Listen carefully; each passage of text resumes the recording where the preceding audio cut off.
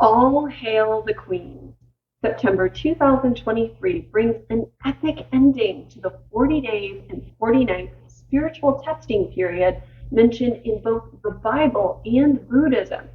September passes final judgments on the tests of summertime, where Venus, known as the goddess planet of love, money, appearances, women, and happiness, took her retrograde or underworld journey.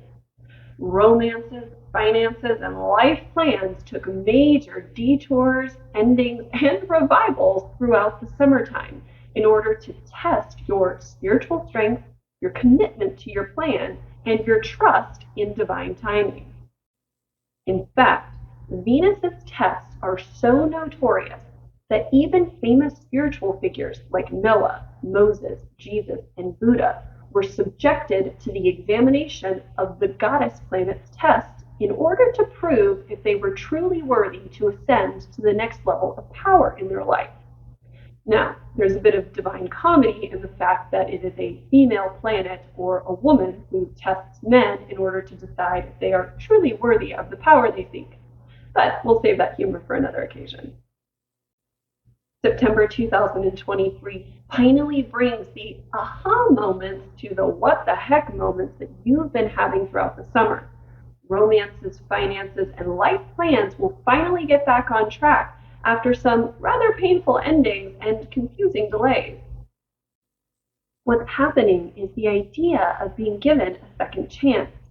In the words of fellow astrologer Christopher Renstrom, Venus's return out of retrograde is like the return to normal in your life. Return to normal in your love life, in your finances, in your family life. But the kind of normal that returns is not the way that you would expect and isn't the same kind of normal as before.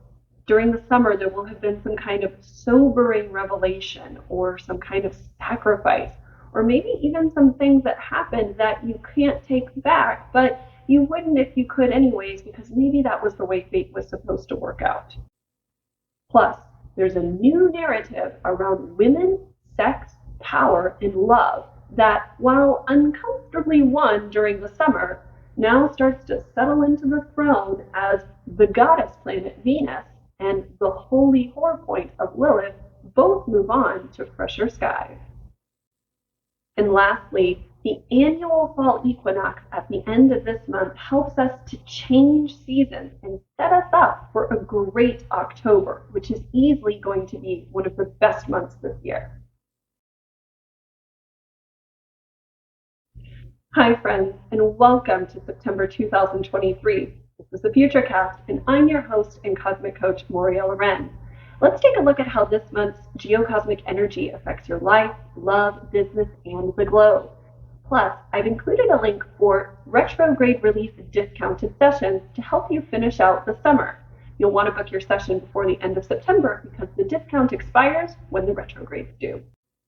September begins with a landmark Labor Day holiday weekend from September 3rd through the 6th, when the 40 days and 40 nights biblical testing period finally comes to a conclusion as Venus ends her retrograde cycle, wanting to wrap up issues with women, appearances, happiness, love, and money that have been plaguing you since around June or July.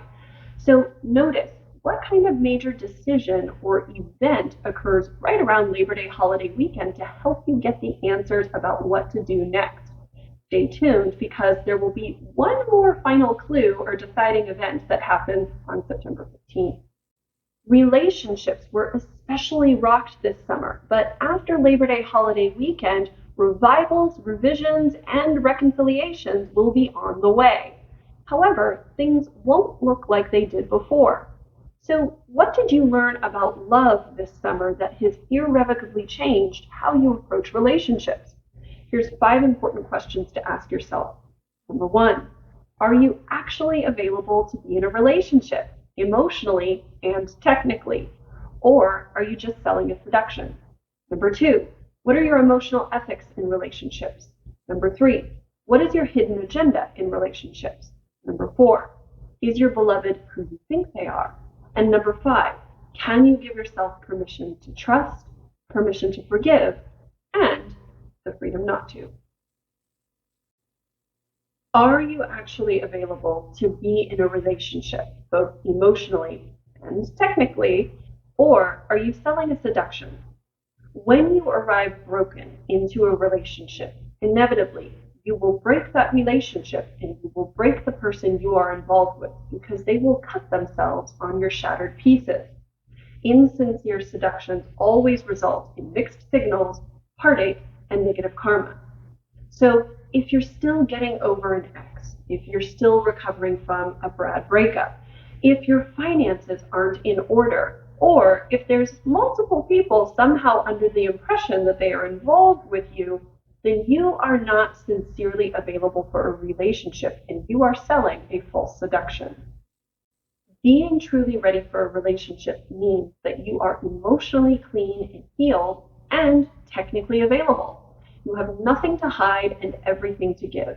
You've done the work to prepare yourself to have an open heart, a clear conscience, good intentions, and the practical preparedness to support a partnership.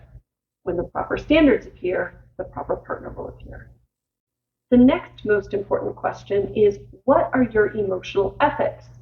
Emotional ethics describes relationship responsibilities that will determine your karma in love. Emotional ethics means owning your choices and having accountability for how you affect the lives of others. It starts with being honest about your availability to be in a relationship, and especially if you're dating multiple people, your openness around disclosing that and defining what the expectations are. It also means owning your responsibility to hear from others about what role you play in their life and how you affect them, even if it's uncomfortable for you to hear or you disagree. Emotional ethics requires clear and consistent communication, especially during challenging times. In fact, the time when couples should be communicating the most is sadly when they are communicating the least, which often leads to unnecessary breakups. And emotional ethics means maintaining appropriate boundaries with yourself, others, and stimuli to protect the sanctity of the relationship from being disturbed by negative external influences or wounded behavior. The next most important question to ask yourself is, what is your hidden agenda in relationships? Thanks to my friend and fellow spiritual coach, Natalie Barrage, for that great question. So a hidden agenda is a story that is seeking fulfillment that's often subconsciously running who you pick as a partner and how the relationship dynamic works out. For example, if you are a fixer, then your hidden agenda is that you're always looking for a problematic partner or creating problems in your relationship that have to be solved. If your story seeking fulfillment is that you're a rescuer, then you're always subconsciously seeking a partner who's a victim and needs your saving, or you're creating disasters in a relationship that require you to be the hero. If you're an elevator, then you tend to pick partners who are beneath you that are looking to up-level, or you're stuck always being the one to maintain the standard in the relationship. And if you're an equalizer, then you're looking to be net and you're seeking partners who are willing to share the risk-reward benefits of relationship 50-50, so on and so forth. So examining the story that you seek to have fulfilled will help you to understand and mitigate your hidden agenda in relationships. The next most important question to ask yourself is your beloved who you think they are? At the beginning of a relationship, you rarely meet the real person. Instead, you typically meet their romantic representative, the part of themselves that is putting their best foot forward in order to attract a mate. Then, as the relationship progresses over time, you will eventually meet the real person. And anytime you meet a real person, there are naturally going to be imperfections. And so you'll have to decide, can you love the real person as much as you love their romantic representative? It means, are you willing to accept your partner in both their highest potential as well as their lowly, damaging wounds? And which part of themselves are they showing you most consistently through their behavior? And is that something you want to live with? And the last and most important question to ask yourself in love is, can you give yourself permission to trust and permission to forgive, as well as the freedom not to? A deep connection always requires vulnerability, and vulnerability always requires trust. The scariest part of a relationship is the thing we want most: intimacy. We are afraid of the trust and vulnerability that intimacy necessitates. But only when we surrender ourselves to intimacy can we truly have the kind of love that we all fantasize about. Yet, there's no guarantee that it will work out. There is no insurance policy for intimacy. Sometimes, people will betray our trust and make us feel incredibly vulnerable. On a case-by-case basis, we can give ourselves permission to forgive the real person we were in a relationship with who didn't live up to the romantic representative of them that we had idealized. We can give ourselves permission to forgive even when it hurts in order to reclaim real intimacy. And in other cases, we can give ourselves the freedom not to forgive and take our trust elsewhere. Also in the skies over Labor Day holiday weekend from September 3rd through 6th is the revenge of the holy whore. There's a new narrative in town around women, sex, power, and love that got really scripted this summer in incredibly uncomfortable ways. Two goddess energies, Venus and Lilith, took their underworld journeys in July, August, and September, bringing out the dark side in the areas where we're most vulnerable: our bedroom and our bank account. In particular, Lilith manifested as the dark woman or the other woman. Lilith is a geocosmic point associated with the moon and is representative of the wild feminine. Lilith is known as the holy whore. In a man's life, she symbolizes the type of woman he is tempted by, yet somewhat afraid of. And in a woman's life, Lilith symbolizes her uncivilized sexual desires, as well as her rage against men who try to suppress her. Mythologically, Lilith is the primal goddess, the first woman to walk the earth in the Garden of Eden before Eve. When God made Adam to be Lilith's counterpart and he wanted her to submit to him, Lilith essentially told Adam to F off and left the Garden of Eden to go do her own thing. She sounds like my kind of woman.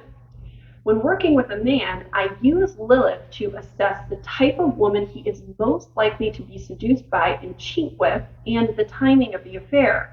When working with a female, I use Lilith to assess her unspoken sexual longings that she's told herself are inappropriate to social standards, as well as to assess how she will express rage and get revenge on a man who has disrespected her.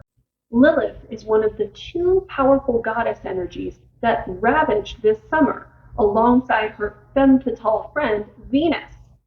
Dark feminine energy was brought forth in women who were sizing up the men in their life for financial and sexual compatibility, and in many cases, kicking them to the curb when they didn't make the cut.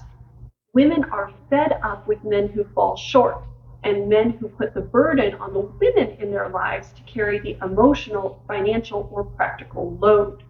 It also brought out the jealousy and rage in women who found their men running away from responsibility into the bedrooms of other lesser ladies rather than doing what it takes to measure up. There were a lot of angry women this summer. For many men, their masculine identity was challenged this summer as emotional, sexual, and financial failures had them feeling like less of a man. Some allowed their bruised egos to run the show by running into other people's bedrooms or into work-related distractions in order to avoid looking at the parts of themselves which require changing. Meanwhile, other stronger men used this brief fall from the pedestal to reassess their wounds, do the work, and make some changes, and they are going to come back looking like studly steeds at the end of this September. For both men and women alike, this summer's dark feminine energy could have disrupted your relationships, especially around a couple of key dates.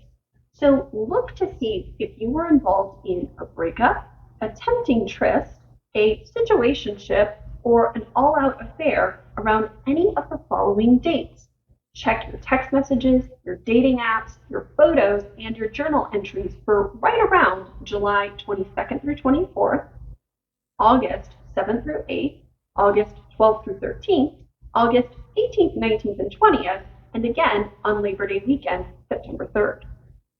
If you're interested in more information on Lilith and dark feminine energy, my best friend and fellow spiritual coach, Tara Valkyrie, specializes in this. Relationship repair starts on Labor Day holiday weekend when Lilith departs from her side-by-side strut with Venus. Your summer escapade might soon subside, and everyone will get back on track looking for true love into late September and early October, but with the poignant lessons that the dark feminine goddesses have taught us. Over the next couple of weeks, there will be lots of apologies, makeup gifts, and rekindling conversations, and negotiating of agreements on how a relationship is going to move forward. For others, you may completely move on from a bad breakup or a supplemental situationship into a more healthy and whole dating market looking for new love altogether. And for those of you where love was quiet and scarce over the summer, you may soon find that you're turning heads everywhere you go. In October, love is going to be plentiful. We finally crossed the 40 days and 40 nights finish line on September 14th, 15th, and 16th when Mercury retrograde at last ends alongside a Virgo new moon. This means that the final judgment is in, decisions have been made, and we are moving forward. So the lingering questions that have been plaguing you regarding love, money, women, appearances, and happiness all summer long will finally get resolved. So pay close attention for an important event or insight right around September 15th in the middle of the month that will help you pick your new direction. In fact, you may have already gotten an initial clue right around Labor Day holiday weekend. And so if summer has been especially tough for you, you may receive a sign of hope right around the middle of the month, and things are looking really good after that. Then the annual fall equinox arrives on September 22nd to literally change the seasons in our lives. This will help heal and wipe away all of the summer dilemmas around love, money, women, appearances, and happiness, and help you replace those pains with some new possibilities in those very same departments. So notice what type of insight or experience arrives for you around the third week of September. In fact, the fall equinox is an excellent time for manifestation ritual, intention setting, and all-around new beginning. And lastly, the month concludes with a fiery finale at the Aries full moon on September 29th. This will bring some kind of unexpected boost regarding love, money, women, appearances, and happiness, connected to something that you've been in dilemma about all summer long. In fact, what happens on the 29th of September may have some connection to things that first arose during the Independence holiday weekend, July 1st through 4th, and that popped up again over the Lionsgate portal, August 7th, 8th, and 9th. You might decide to completely burn bridges with an ex or an old scenario, or you could choose to relight the flame in a romance or situation that you almost lost during the summer drama. So, what match lights the fire for you at the end of September into the beginning of October?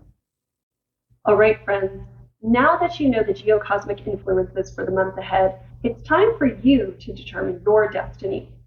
My job is to coach professionals like you on how to make better life decisions by being in alignment with these unique geocosmic energy patterns. Because the summer retrogrades are so crazy, I'm offering retrograde relief discounted sessions through the end of September. The discount expires when the retrogrades do. There's a link below if you'd like to book a discounted session. So if you've been wondering what the heck is going on in my life, or if you haven't come to see me in a while, or if you're enrolled in one of my coaching programs but you'd like to tack on an extra session, then you can use the link as many times as you want through the end of September to book your discounted time with me. So save the link and share it with a friend. All right, friends, thanks for joining me here on the Futurecast, and until next time, when our stars align.